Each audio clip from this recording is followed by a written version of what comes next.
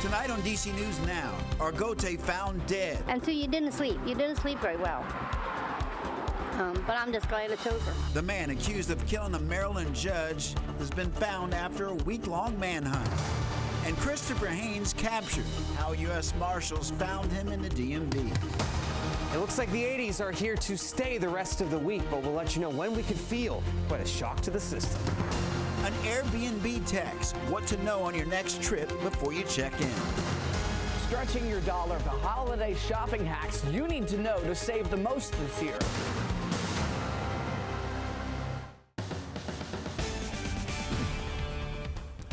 And thanks for joining us on this Thursday. For DC News Now at 4, I'm Mark Hall. And I'm Tosin Fakile in for Annalisa Gale. Tonight, we're following two major breaking news stories right here on DC News Now. And DC News Now was the first to break after 7 weeks. Christopher Haynes, the murder suspect who escaped police at GW Hospital, was captured today. And deputies in Washington County say they found the body of Pedro Argote, the man accused of killing Washington County Circuit Judge Andrew Wilkinson. And that's where we begin tonight with our team coverage. DC News Now, Stephen Cohen is at the Visitation for Judge Wilkinson.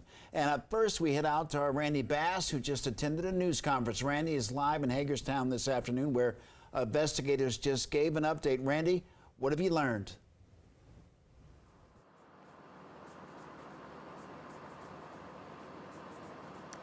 Yeah, one big collective sigh of relief across Western Maryland this afternoon from both community members and law enforcement as this week-long manhunt from Pedro Argote finally comes to a close. Earlier this morning, authorities found his body in a very rural, very wooded area of Williamsport, Maryland. That's about 15 minutes southwest of Hagerstown, close to the Potomac River. This all happened along a very rural country road. Neighbors there tell me they've never seen anything like it. DC News Now crews were the only ones there on the ground capturing exclusive footage as Washington County deputies and Maryland State troopers searched the area this morning, first telling us they were only looking for additional evidence in the case, later revealing they'd found a body and positively identified that body as Pedro Argote. Deputies during this news conference tell us they went back to that area just as a precaution to continue their search and make sure they weren't missing any evidence at the scene. They said they were trying to search some of those wooded areas across the county. Argote was accused of killing Washington County Circuit Court Judge Andrew Wilkinson a week ago today, after Judge Wilkinson finalized his divorce from his wife and gave her full custody of their 4 children. Hours after that hearing, Wilkinson was shot dead in his driveway. What followed, a lot of fear and sadness in the hearts of family, community members, and neighbors. Today, though, they're feeling thankful and relieved.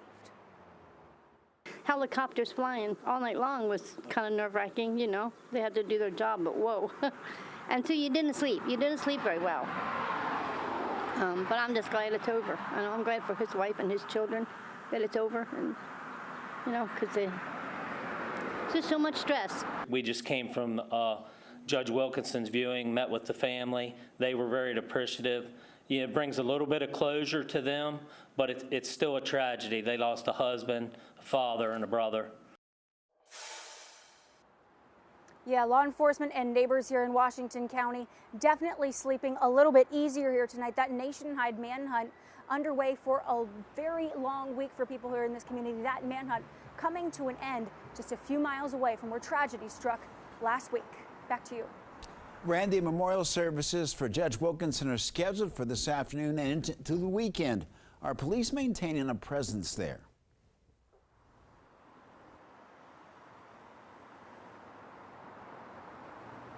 Yes, they are maintaining a heavy presence at that funeral and at those viewing services that are happening this afternoon. Like you said, into the weekend, they will be out there maintaining that presence. They tell us now just a little bit more relieved and still on guard, but won't necessarily have to look out for the suspect at any of these events or worry so much for their families as they go out to attend these events. And of course, they're also keeping in mind the safety of other judges here in Washington County, Maryland, and across the state. Some of them still under protective detail as that manhunt finally winds down and things start to return to normal. Live in Hagerstown, I'm Randy Bass, DC News Now. Randy, thank you. Visitation is taking place right now for Judge Wilkinson. And our Stephen Cohen is there now. So, Stephen, tell us, how are people reacting tonight? Well, Tosin and Mark, as Randy said, there is a very heavy police presence here at the busy Douglas Fiery Funeral Home on the north end of Hagerstown. Family, friends are paying their respects to celebrate the life of Judge Andrew Wilkinson. He's been on the bench since 2019, appointed by then-Governor Larry Hogan. Before that, he worked as an assistant county attorney, and he was in private law practice, too. He's also been very active in the community. He was on the board of the YMCA here, involved with their dynamic work in the community, and also was a member of the Rotary Club. As Randy mentioned, the funeral services are tomorrow at St. Anne's Catholic Church here in Hagerstown. The interment will be private. It will be for the family in Waynesboro, Pennsylvania. But this afternoon here at the Fiery Funeral Home, there's just been an outpouring of affection for the legal work of Judge Wilkinson, his love for family, and his work for the community. Keeping you informed, reporting live from Hagerstown, Stephen Cohen, DC News Now. Mark, Tosin. Stephen, thank you so much for that update. Also breaking, after 7 weeks on the run, a D.C. murder suspect was captured this morning by U.S. Marshals in Maryland. 30-year-old Christopher Haynes escaped from police at George Washington University Hospital in D.C. on September 6th. Our Daniel Hamburg has been following the case since it began. Yeah, he joins us live now on Iverson Street in Oxon Hill, where Haynes was arrested this morning. Daniel, what can you tell us? Tosin and Mark, I can tell you that U.S. Marshals arrested Haynes this morning at 10:30 a.m. on Iverson Street without any problems. While this search took 7 weeks, police never released any photos or videos of his whereabouts, except for one video of him appearing to be in somebody's backyard the day that he escaped from the hospital. If you recall, Hayward was arrested on January 6th in Manassas, Virginia, charged with killing 33-year-old Brent Hayward. Haynes was, of course, arrested on January 6th after killing 33-year-old Brent Hayward, according to police. He was taken into the D.C. Police Homicide Branch before complaining of ankle pain. After being taken to the hospital, he assaulted an officer while his handcuffs were being changed and ran away. U.S. Marshals tell us Haynes was surprised when they showed up this morning. Police did say no one else was arrested today, but wouldn't say whether anyone else would be facing charges related to aiding and abetting Haynes. We asked what took so long to find him. We had basically had to reestablish the investigation from the start, because we had arrested him earlier that morning. And like I said, he was taking evasive actions to avoid capture. Now, police wouldn't go into details about exactly how they found him and how he was caught. I have talked with several U.S. Marshals, former U.S. Marshals, over the last several weeks to ask them where he could be. They basically told me that most fugitives in the D.C. metropolitan area stay in the area because this is where their support systems are. We're talking about families, friends, acquaintances. So it is not unusual in these cases for it to take so long. But he is finally caught after 7 weeks, Tosin. And Danielle, you talked today with the mother of the man Haynes is accused of killing. How is she doing after this news? Well, she's a bit overwhelmed with the support and the response that she's been getting today from a lot of different places. But she's relieved also because she's been really living in fear since Christopher Haynes escaped from the hospital, because she has told our news partners in the past that because her son was fearful of him, she knew that she should be fearful of him as well. Now, D.C. police do have him again in their custody at the homicide branch. Once again, he will be charged with that homicide charge as well as an escape charge. We're live in Oxon Hill, Maryland. Daniel Hamburg, DC News Now. Definitely a sigh of relief. Daniel, thank you for that important update. And the massive manhunt continues for the man who killed at least 18 people at a restaurant and a bowling alley in Lewiston, Maine. Police are looking for 40-year-old Robert Card. He's described as a firearms instructor believed to be in the Army Reserve and assigned to a training facility in Saco, Maine. Law enforcement says Card was committed to a mental health facility earlier this year.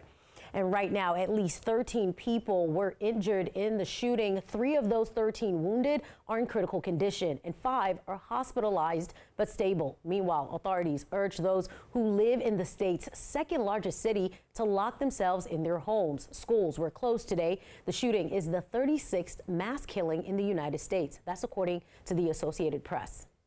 There's still many things we don't yet know about these attacks. But the full weight of my administration is behind law enforcement's efforts to capture the person of interest, Robert Card, to hold whoever is responsible for this atrocity accountable under the full force of state and federal law, and to seek full justice for the victims and their families.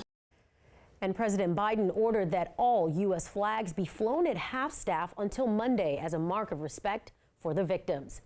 And remember to stay with DC News Now as this story develops. We'll bring you the latest on air and online. Just type Maine in the search bar at our website at the top right corner of your screen. All right, Tosin, let's go outside now, taking a look at the National Cathedral, where we have had another unseasonably warm day. Accurate description. Will this last us through the weekend? Well, the man with the answer is meteorologist Damon Matson. He's here with a check on the forecast. So we've hit 80, haven't we? Well, we have some 80s out there so far here today, but hey, regardless, even if you only stayed in the upper 70s in your exact location out there across the DMV, it is feeling more like a late summer day than it is the end of October. We started out this morning a little bit more on the mild side, still some low 40s, but DC only dropped down to 55. Lexington Park started out at 61, and that's what catapulted us up into these upper 70s, lower 80s. Now at this moment, DC is only at 77 there, but we do have those low 80s through Frederick, Leesburg, down into most of northern Virginia, and there in Waldorf as well, sitting right at 80 degrees. So these 80s have definitely become a lot more common. We are waiting on official word to see whether or not we set new record highs at our major climate locations. Martinsburg and Hagerstown already looking to break the records of